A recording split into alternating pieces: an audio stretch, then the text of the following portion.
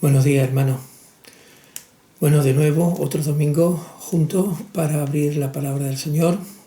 Hoy es el domingo 7 de junio de 2020. Ya queda poco, ya queda menos para que nos podamos ver en el edificio de la iglesia, en el salón principal.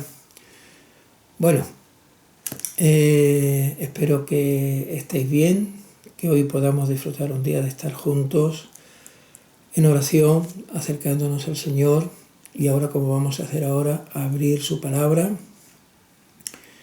y ver qué tiene el Señor para nosotros hoy, en el que podamos ser edificados por su palabra. Rogamos al Señor que Él nos guíe por medio de su Espíritu Santo para que nos ayude a desarrollar y a exponer el tema que tenemos que tratar hoy, que se encuentra en la carta a los tesalonicenses. Bueno, ya hemos considerado con anterioridad el capítulo 1 de la carta a los tesalonicenses. Ya estuvimos considerando la situación histórica de cuando aproximadamente se escribió esta carta, en torno al año 51-52, desde la ciudad de Corinto. No vamos a incidir en los mismos temas. Y se escribió desde Corinto a los creyentes de Tesalónica. En el momento que Pablo escribe esta carta, pues está en Corinto. El pasaje que tenemos que considerar hoy, hermanos, se encuentra, bueno, ya lo habéis recibido a través del texto que habéis recibido en vuestros móviles para que podáis hacer la lectura en casa. El texto que tenemos que considerar hoy es el capítulo 2 de la primera carta a los tesalonicenses, desde el versículo 1 al versículo 16. Y como siempre hacemos, considero que la habéis leído. Mejor si la habéis leído en voz alta en vuestra casa.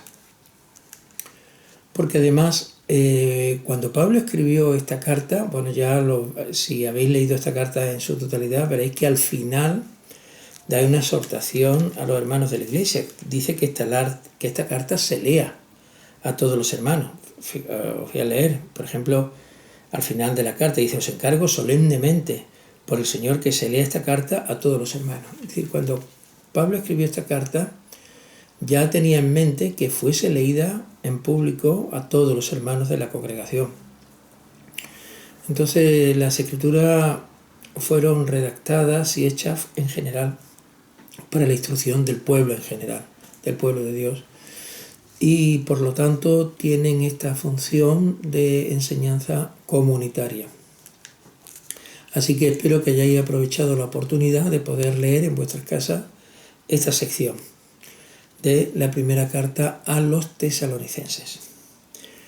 Bueno, hermanos, como he dicho antes, en el capítulo 1 nosotros ya habíamos considerado anteriormente cómo el Evangelio llegó a Tesalónica. Llegó en medio de persecución. Pablo venía en la ciudad de Filipos, que había recibido persecución, encarcelamiento, tuvo que salir y llegó a Tesalónica. Y en Tesalónica volvió a suceder lo mismo. Los judíos de la ciudad pues empezaron a levantar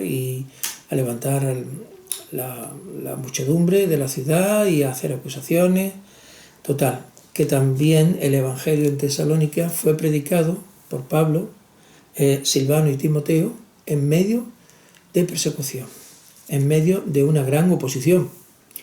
Los creyentes que recibieron este mensaje del Evangelio también lo recibieron en medio de persecución, pero el poder de Dios manifestado por la predicación de su palabra y por el poder del Espíritu Santo transformando la vida y trayendo gozo al corazón de los creyentes revolucionó la vida de estas personas.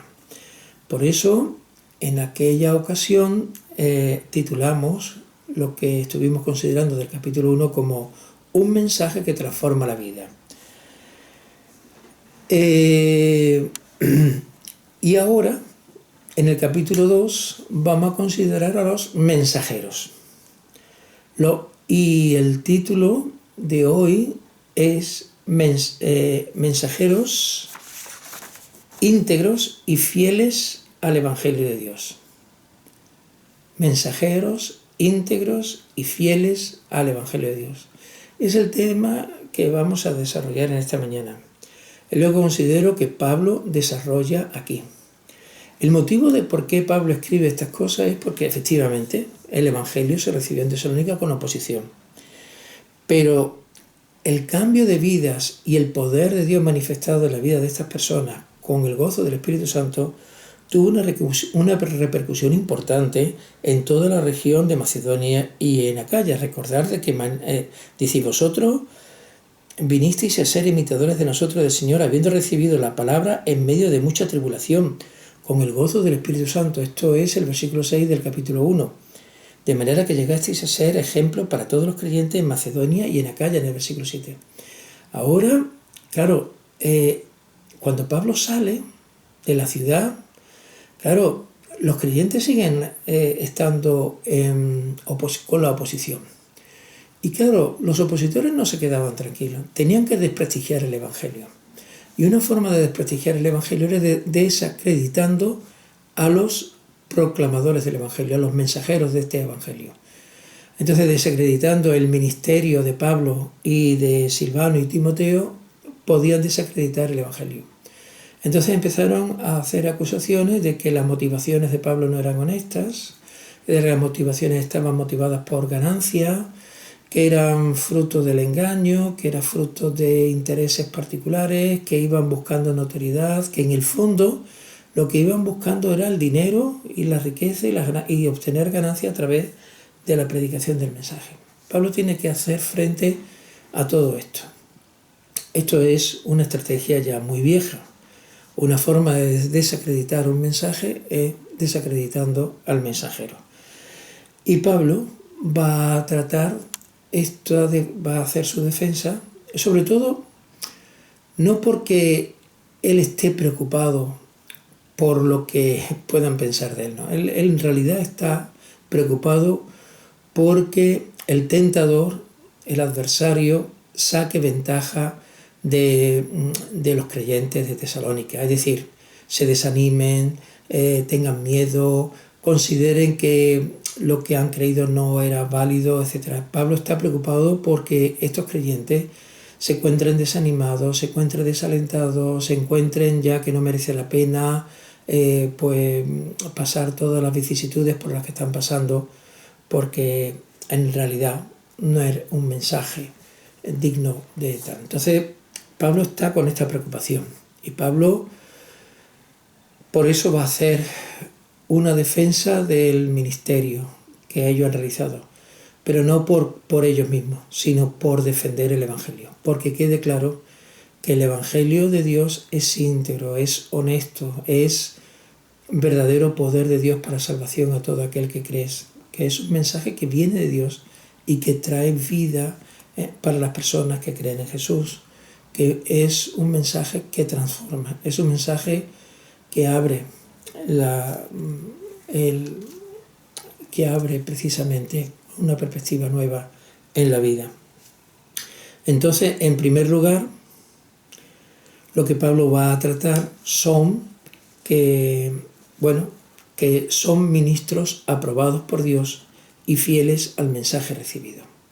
El primer punto que vamos a tratar es que son ministros aprobados por Dios y fieles al mensaje recibido. En primer lugar, Pablo va a tratar que se les confió el Evangelio de Dios. Esto lo vemos en el versículo 4 del capítulo 2. Sino que así como hemos sido aprobados por Dios para que se nos confiara el Evangelio, así hablamos. Es decir, Pablo es consciente de que se le ha confiado un mensaje importante, un mensaje que viene del mismo Dios. Varias veces en esta sección, en este pasaje, utiliza la expresión Evangelio de Dios. Por ejemplo, lo utiliza en el versículo 2, el Evangelio de hablaros, el Evangelio de Dios. En el Evangelio 4 dice simplemente Evangelio, pero por ejemplo en el versículo 8 vuelve a utilizar la expresión el Evangelio de Dios. En el versículo 9 nuevamente el Evangelio de Dios. Y en otros par de versículos más de la carta. O sea, en toda la sección que nosotros vamos a considerar hoy, el tema es el Evangelio de Dios. Y con esta expresión lo que quiere decir Pablo es que el Evangelio tiene su origen en Dios. Viene de Dios y viene para traer las buenas noticias de Dios a la humanidad. Las buenas noticias de salvación, las buenas noticias de redención, de liberación, de rescate, de vida en abundancia. Entonces, por eso Pablo lo primero es consciente, y por eso lo afirma en el versículo 4, porque fuimos aprobados por Dios para que se nos confiara el Evangelio. Ellos son conscientes de que tienen un encargo directo del Señor Jesús para proclamar el Evangelio. Que ese Evangelio no es de ellos, ese Evangelio es de Dios, que lo han recibido de Dios y se les ha confiado para que lo proclamen. Y por eso Pablo tiene es importante para Pablo esta labor. Esto es importante nosotros tenerlo en cuenta para considerar que el Evangelio, ellos mostraron una fidelidad al Evangelio que habían recibido de Dios. Y esto nos enseña a nosotros que nosotros cuando proclamamos el Evangelio, cuando hablamos del Evangelio, tenemos que mantener una fidelidad al mensaje dado por Dios. Debemos evitar añadir, debemos evitar quitar, debemos evitar inventarnos, amoldarlo. O sea, sí podemos traducirlo al lenguaje de hoy en día y debemos de hacerlo, pero sin menoscabar el mensaje, sin añadir y sin quitar, y manteniendo la fidelidad, siendo consciente que el mensaje no es nuestro. El mensaje lo hemos recibido y como tal lo proclamamos, como tal lo damos, porque lo que tiene efecto y lo que tiene poder no son nuestras palabras, no son nuestros pensamientos, no son nuestras buenas ideas, no son nuestros argumentos. Las personas necesitan la palabra de Dios, y esa responsabilidad Pablo la tenía clara. Dios quiere salvar a las personas y Dios envía su palabra para que haga su obra. Nosotros somos meros transmisores de esa palabra. Dios espera que nosotros seamos fieles al Evangelio que se nos ha confiado. Por tanto, es un mensaje que se nos ha confiado y por tanto debemos de respetarlo tal cual y proclamarlo tal cual. En segundo lugar, ellos fueron aprobados.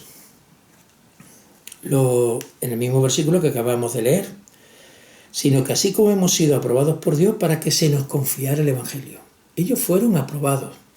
¿Qué quiere decir esto? ¿Que Dios les hizo un examen? No. Fueron probados a través de las circunstancias de la vida, a través de las circunstancias de las persecuciones que habían recibido. Fueron probados a través de las persecuciones de los latigazos de la cárcel. Esta es la manera en que Dios permitió estas adversidades para que fuesen instrumentos probados y fortalecidos. A través de estas persecuciones, a través de estas adversidades, Dios los estaba purificando, Dios los estaba preparando y sobre todo le estaba dando una enseñanza importante, a no depender de sus fuerzas, a no depender de sus capacidades, sino a confiar plenamente en Dios. Fijaros que ellos mantuvieron la fidelidad en proclamar el Evangelio, aun habiendo sido perseguidos en Filipo, habiendo sido maltratados en Filipo. Otra persona llega a Tesalónica y dice, bueno, pues Dios me está cerrando puertas, Dios no quiere que yo siga. Sin embargo, ellos no actuaron así. Ellos estaban confiados en Dios. Y en el versículo 2 vemos que a pesar de venir de Filipos ya maltratados, ellos estuvieron confiados en Dios y esto les dio valor para llevar el Evangelio, aún en medio de mucha oposición allí en la misma Tesalónica. Entonces ellos fueron probados a través de todas estas circunstancias. Fueron probados como personas fieles. Y Dios precisamente es una característica que hace con sus hijos. Esta situación de probar, de ser probado a través de las circunstancias, tiene un sentido positivo. La palabra en griego que se utiliza aquí de que hemos sido aprobados tiene un sentido de ser probado para un propósito bueno. La palabra solo se hace en un sentido positivo de probar con miras a la aceptación. Y tiene el sentido de cómo se prueba el metal con el fuego para quitar las impurezas. El metal es probado y con el fuego se revela la esencia del metal y toda impureza es quitada. Ese término que estamos considerando conlleva la idea de que alguien está siendo examinado y probado para ser. Dios, a través de esta circunstancia adversa, estaba probando el carácter de Dios, estaba probando la confianza en Dios, estaba probando la fidelidad. Pero todo esto tenía todo un propósito positivo para ellos y también para los creyentes de Tesalónica, y también para los de Filipo, y también para los de Corinto. Al ser probados por Dios, al ser purificados a través de las adversidades, Dios estaba perfeccionando el instrumento que eran ellos en las manos de Dios para comunicar el mensaje del Evangelio. Y esto debe ser a nosotros de ánimo y de aliento, para que no siempre las adversidades y las pruebas tienen un efecto negativo. En este sentido, el sentido griego de la palabra original tiene el sentido de con un propósito positivo. Entonces el término conlleva la idea de que alguien está siendo examinado y probado para ser digno, bueno, genuino, valioso y honorable.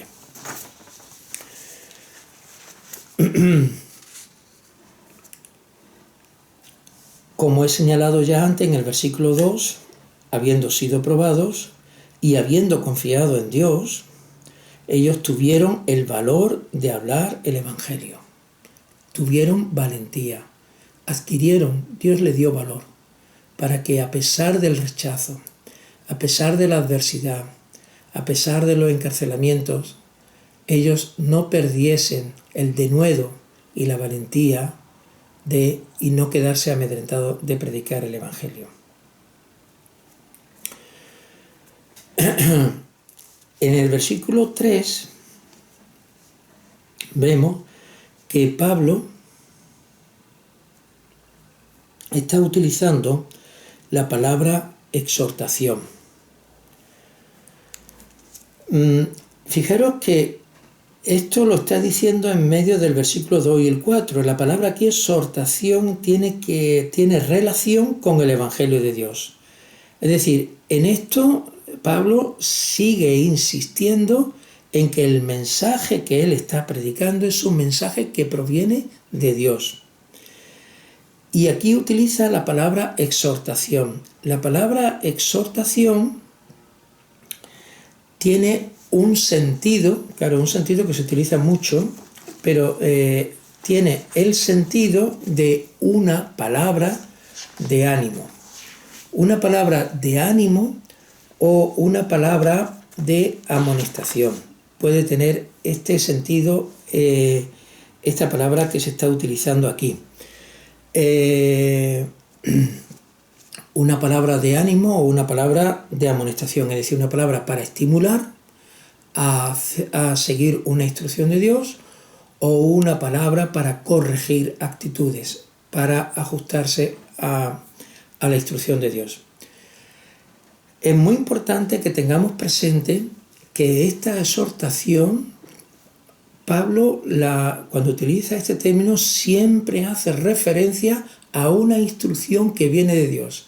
Es decir, la exhortación que suele hacer Pablo y los apóstoles no es en base a un pensamiento bueno o piadoso o moral o ético que proviene de su mente o de sus actitudes o de su práctica de la vida. No. La exhortación se hace en base a una instrucción que viene del mismo Dios. Si no viene del mismo Dios, no se puede hacer una exhortación adecuada. Porque la exhortación, la palabra de ánimo o de corrección, o la palabra de edificación es una palabra de ánimo, de estímulo, para mover el corazón, mover la mente, mover la voluntad de acuerdo a la voluntad de Dios. Eso es el objetivo que persigue la exhortación. Pero tiene que estar basado en una instrucción que viene de Dios. Tiene que estar basado en la palabra que viene del mismo Dios. Esto, por ejemplo, lo podemos ver en el versículo 13 del capítulo 2. O sea, ya sabéis que ya estamos diciendo que Pablo ha dicho varias veces que es el Evangelio de Dios, el Evangelio que procede de Dios.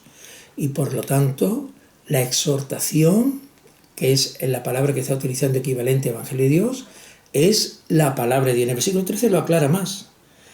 Por eso también nosotros, sin cesar, damos gracias a Dios de que cuando recibisteis la palabra de Dios que oísteis de nosotros, la aceptasteis no como la palabra de hombres, sino como lo que realmente es la palabra de Dios, la cual también hace su obra en vosotros los que creéis. Pablo confía plena y absolutamente en la palabra de Dios y que la palabra de Dios hace su obra.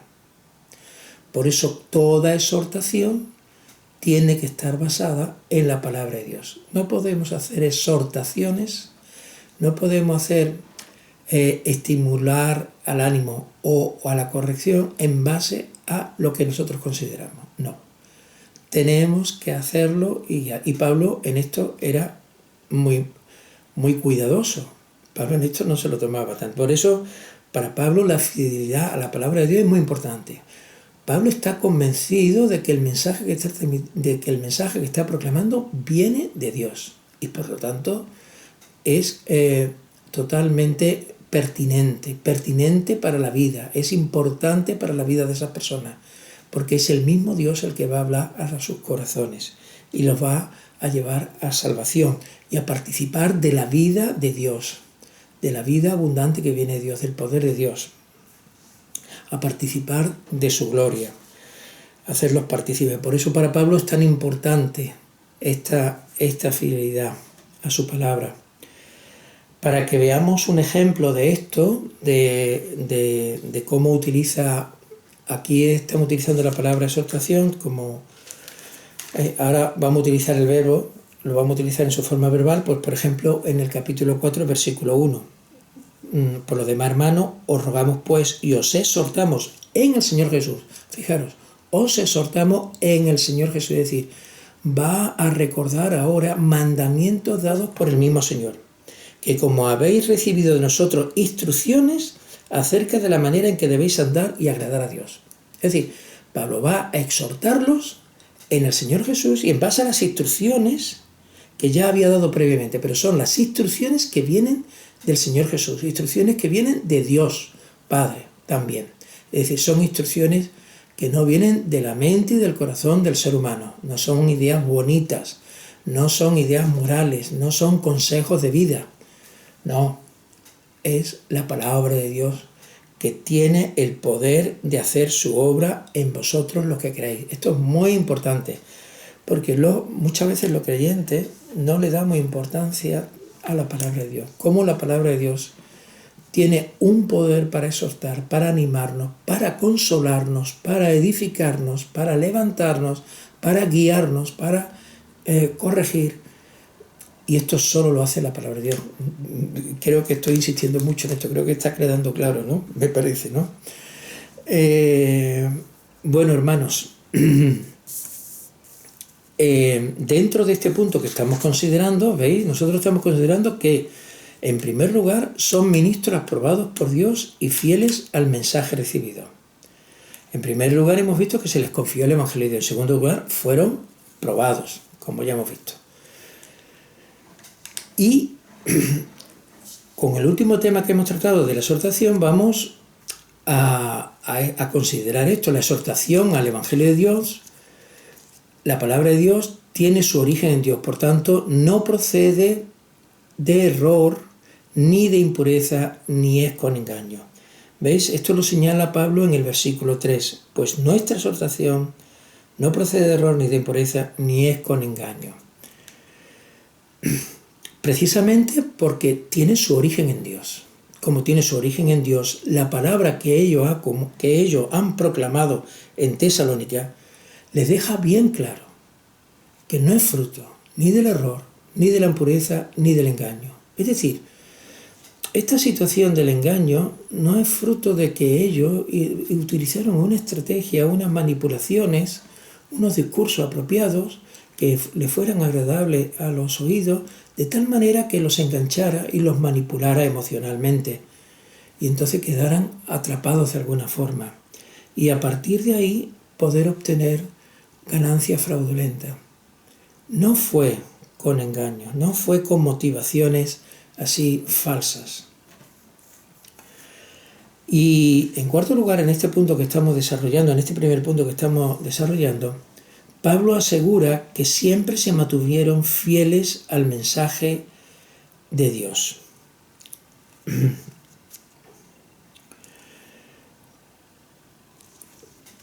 Siempre tuvieron presentes que el mensaje que ellos estaban predicando era delante de Dios y de parte de Dios, como Pablo señala en la segunda carta a los Corintios.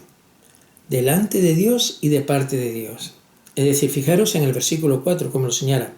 Así como hemos sido aprobados por Dios para que se nos confiara el Evangelio, así hablamos, no como agradando a los hombres, sino a Dios que examina nuestros corazones. Es decir, Pablo tiene presente que lo que está proclamando, Dios es testigo de lo que está diciendo. Y Dios sí conoce su corazón. Y Dios sabe realmente cuáles son motivaciones.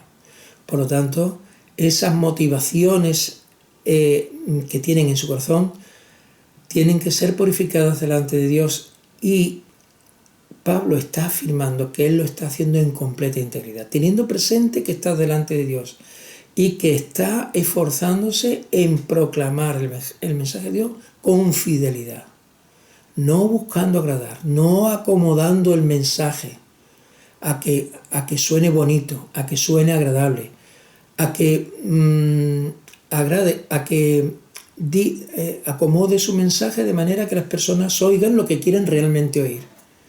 No. Este no es el Evangelio de Dios. Cuando nosotros acomodamos el Evangelio, la palabra de Dios, para agradar a las personas que nos están oyendo, y nos cumplimos con nuestra responsabilidad de estar delante de Dios, de que Dios conoce realmente la motivación que me está moviendo. ¿Cuál es la motivación que nos está moviendo?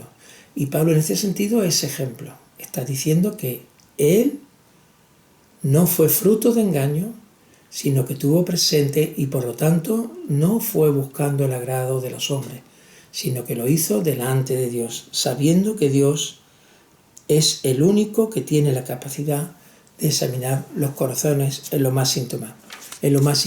Así que, hermanos, con estos 4 cosas hemos desarrollado el primer punto. Son ministros aprobados por Dios y fieles al mensaje recibido. Y esto lo hemos visto considerando los 4 primeros versículos del capítulo 2.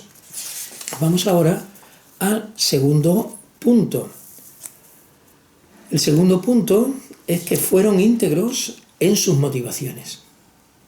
Que ya en el anterior punto, conforme íbamos terminando, iba rozando ya parte de esto.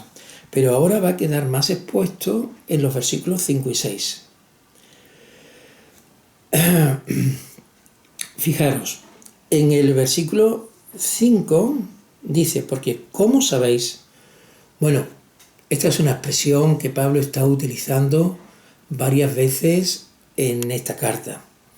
Y Pablo se está apoyando plenamente en lo que ellos habían conocido de primera mano de ellos. Y constantemente les está recordando. Fijaros, bueno, en el capítulo 1, el versículo 5, ¿cómo sabéis? En el versículo 1 del capítulo 2, vosotros mismos sabéis. Ahora aquí en el versículo 5, ¿cómo sabéis? En el versículo 11, ¿cómo sabéis? Y no sé si se me ha escapado alguno, pero está constantemente diciendo esto. Después, en el versículo 9 dice, porque recordáis. En el versículo 10, porque vosotros sois testigos. Es decir, una y otra vez Pablo está haciendo un llamado a lo que ellos habían visto y oído por sí mismos. Y cuando Pablo les señala algo relacionado con la integridad en el cual ellos ejercieron su labor, hace siempre referencia, como vosotros sabéis ya. Os podrán decir de nosotros lo que quieran, pero vosotros sabéis. En primer lugar les dice que nunca fuimos vosotros con palabras lisonjeras, es decir, sin manipulación o intenciones falsas. Los oponentes de Pablo solían acusarle de engaño, por eso anteriormente vimos que en el versículo 3 dijo que la exhortación, la proclamación que él hacía del Evangelio no procede de error ni de impureza, ni es con engaño. Después, ni con pretexto de lucrar, ni con pretexto de lucrar, y pone a Dios por testigo. Esto es serio. O sea, Pablo, en su mentalidad, nombrar a Dios es como hacer un juramento delante de Dios. Dios es testigo de esto, ni con pretexto para lucrar. Bueno, una de las cosas que acusaban a Pablo era de avaricia y de oportunismo, porque posiblemente esto podría ser la práctica común de los maestros griegos itinerantes. Es en este punto donde Pablo se cuida mucho de no recibir ofrendas de los tesalonicenses. Es más, él va a decir más adelante, en el versículo 9, precisamente, en el versículo 9, digo, porque recordáis, hermanos, nuestro trabajo efectivo, cómo trabajamos de día y de noche para no ser carga a ninguno de vosotros. Os proclamamos el Evangelio de Dios. Es decir, Pablo se esforzó más para, aunque tenía derecho de ejercer como apóstol de Cristo y como proclamar el Evangelio de Cristo, podía ejercer el derecho de recibir ofrendas por esta proclamación, sin embargo no quiso ejercer, precisamente para que el Evangelio no fuese desacreditado, para que nadie le pudiese acusar de que su objetivo era lucrarse. No. Él no recibió en ningún momento, mientras estuvo en Tesalónica, de recibir nada de los de tesalonicenses. Ahora, estando allí, como acabamos de leer, él estuvo trabajando día y noche, compatibilizando su trabajo y su esfuerzo con la proclamación del Evangelio. Después leeremos, después veremos que en Filipenses les da las gracias, en el capítulo 4, versículo 10, de que los filipenses le habían dado donativos y ofrendas para ayudarlo en Tesalónica, pero de los tesalonicenses no recibió nada. Y los filipenses en varias ocasiones sí le dieron ayuda.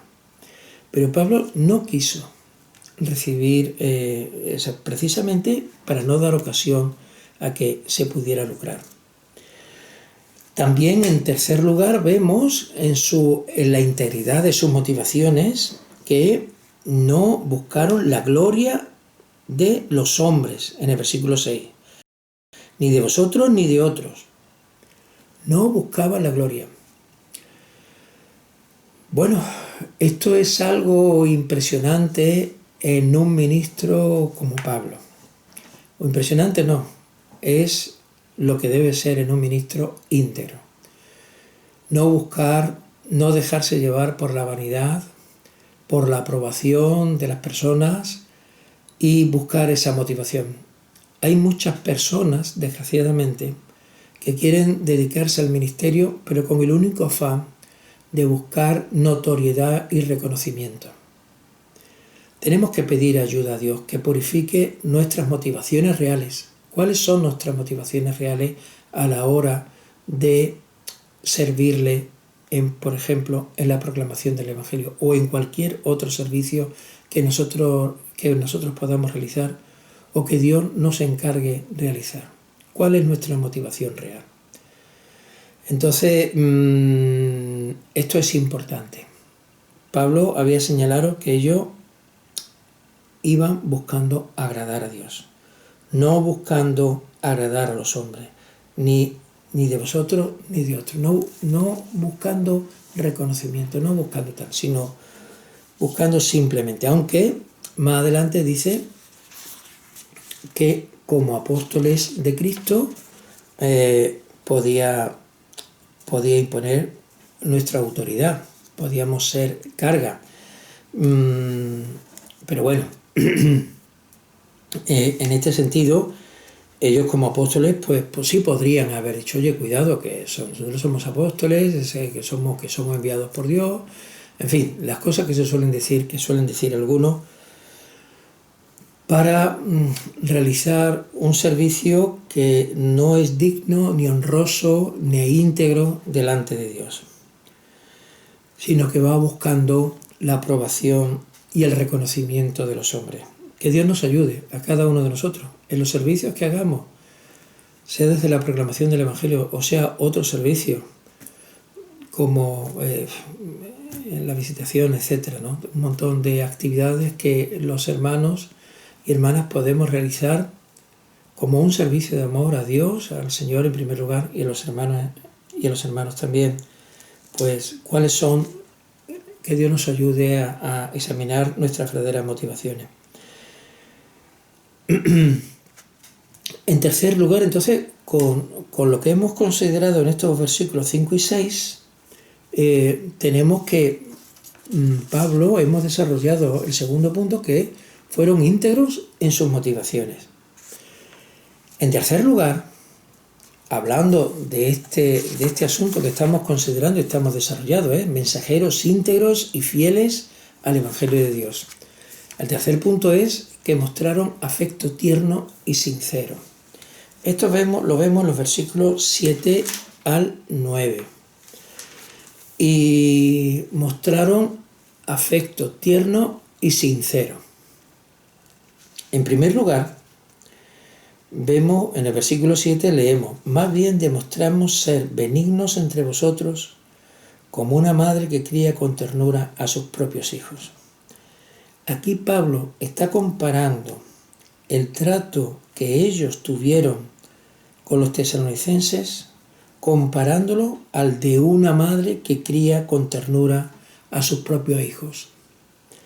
El sentido del verbo original en griego tiene el sentido de calor, de calentar. Y tiene como imagen la idea, o sea, tiene como imagen, pues la situación, está describiendo la situación de la madre, de un pájaro, madre, que está arropando con sus alas a los polluelos en el nido. Entonces, esta idea de estar arropando, este afecto tierno, este afecto protector y tierno, y una de las cosas que me gustan a mí de esta expresión es como Pablo utiliza un término femenino para describir la forma en que él ejercía su ministerio, el afecto que ellos sentían, que es la motivación principal. La motivación principal de Pablo es el afecto por los que son los hijos de Dios, por los que forman parte de la familia de Dios, el amor que lo mueve, porque es un amor que le mueve, que viene primero hacia el Señor Jesús. Ese amor hacia el Señor Jesús hace que lo mueva a dar todo lo que tiene y todo lo que es por sus hijos, por los que el Señor Jesús llama hermanos, por los que el Señor Jesús entregó su sangre en la cruz, por los que el Señor Jesús rescató, por los que el Señor Jesús llamó. Por lo tanto, a Pablo no le duele porque esto lo considera como que forma parte de su servicio al Señor, de su gran amor al Señor. Y ese mismo amor le lleva a un gran afecto, un afecto hacia los hermanos en Tesalónica, los hermanos en general, a estar preocupado por ellos. Pero me gusta el aspecto tierno que utiliza, el aspecto femenino que utiliza de esta expresión. Y es muy interesante, como una madre que cría con ternura a sus propios hijos. Más adelante utilizará el aspecto paterno. Y esto es muy importante porque en el ministerio, en el servicio cristiano, hay que estar combinando estos dos tipos de afecto. El afecto materno, tierno, de protector, reconciliador, y el aspecto paterno, ¿no? Como va a señalar más adelante Pablo en el versículo 11. Entonces,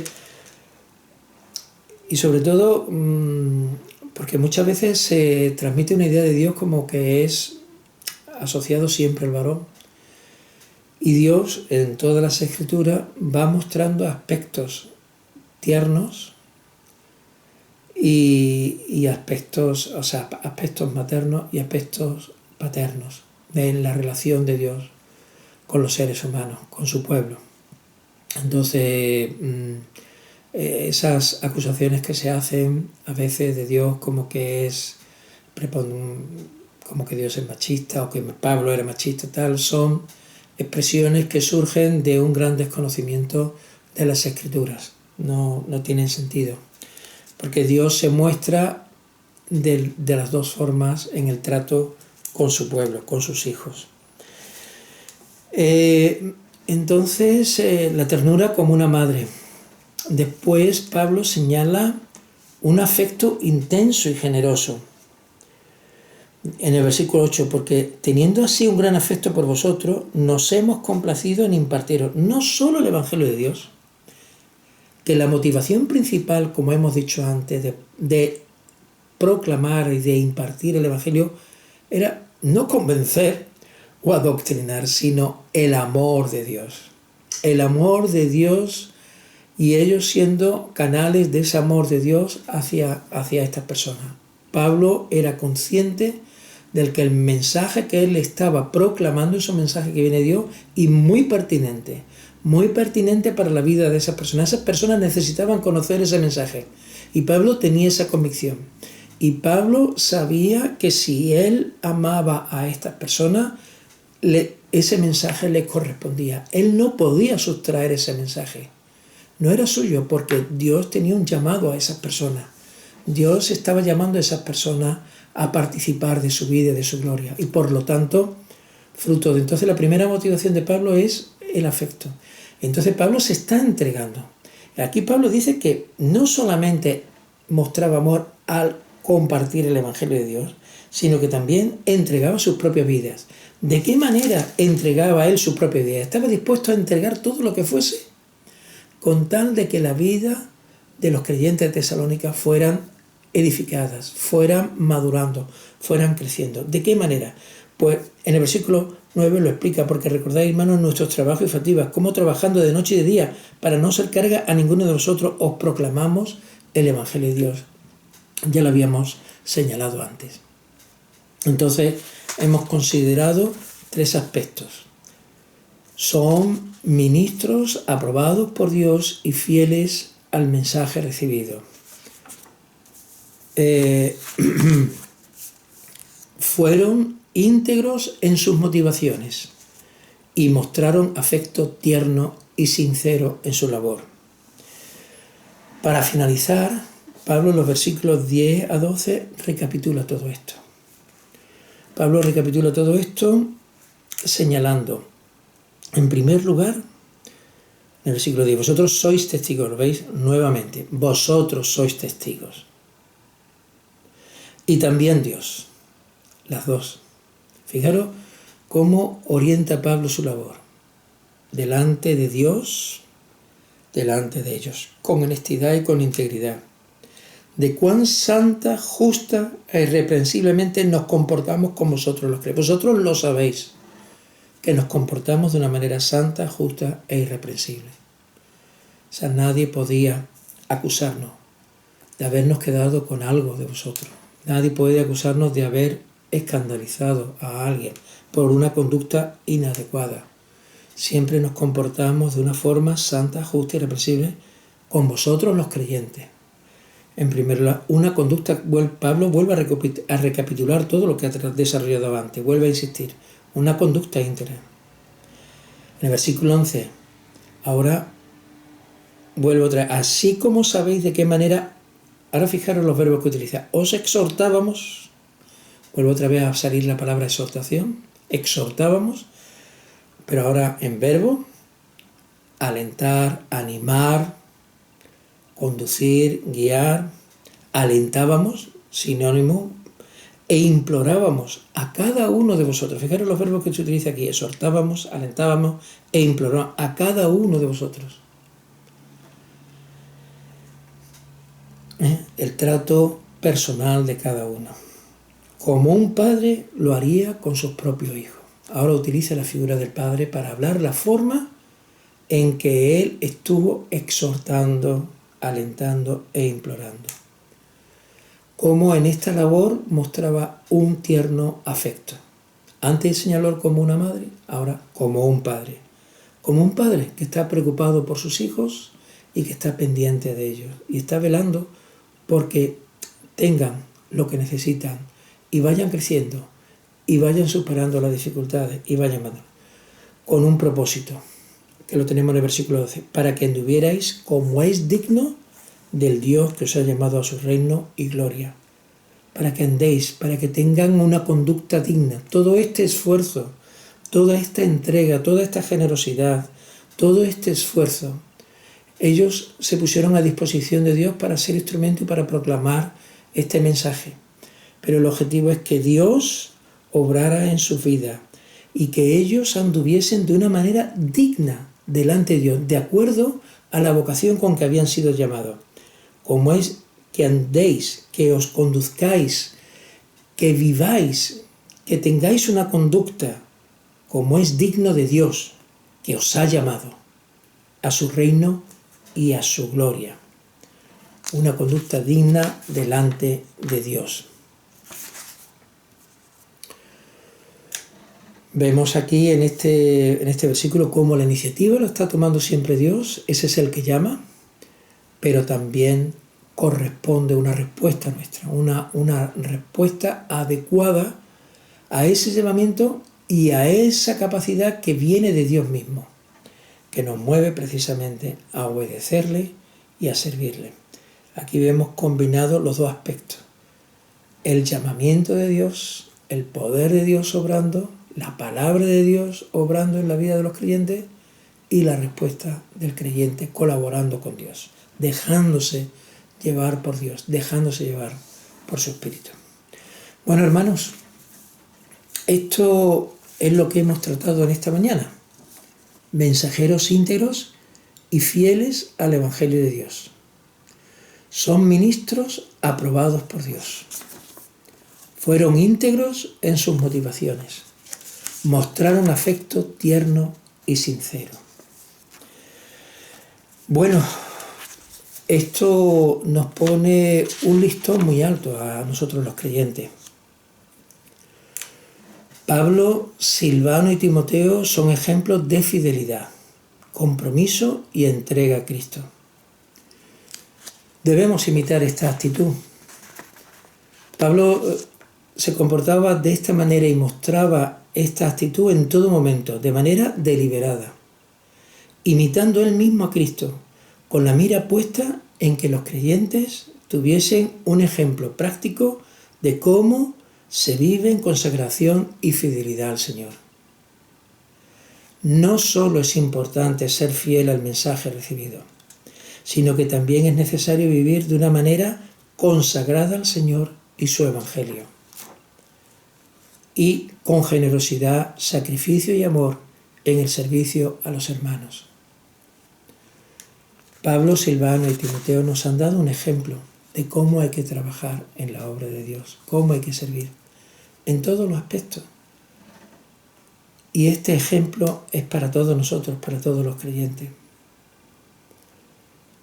Y para mí también, para mí en primer lugar, como me imagino que para muchos de vosotros. Tenemos que rogar a Dios que nos ayude a tener este espíritu, a tener este compromiso, a tener esta generosidad y esta entrega. Es mucho lo que nos queda por recorrer. Y yo soy consciente de las cosas que tengo que mejorar en mi vida. en el servicio al Señor y en el servicio a los hermanos. Y este ejemplo, a mí por lo menos, me deja muy chiquitito, muy chiquitito. Pero cuando Dios nos presenta, esto es para que tengamos claro cuál es su modelo. Porque Pablo, Silvano y Timoteo primero imitaron a Dios. Y ellos se esforzaron en dar ejemplo para que los creyentes como nosotros podamos imitarlo a Él imitando a Cristo. Porque en última instancia estamos imitando a Cristo, quien es el que realmente entregó su vida, lo dejó todo, dejó su majestad, dejó su poder, dejó su gloria, dejó su riqueza. Él, siendo rico, se hizo pobre para enriquecernos. Él lo dejó todo, abandonó todo para entregar su vida por nosotros. Efectivamente, no hay otra demanda mayor que podamos entregar, corresponder solamente con una generosa entrega, con un compromiso sincero y con una rendición total a los pies de Jesús. Que el Señor nos ayude, que el poder de su Espíritu Santo nos llene con su poder y con su amor. Hermano, que el Señor os bendiga.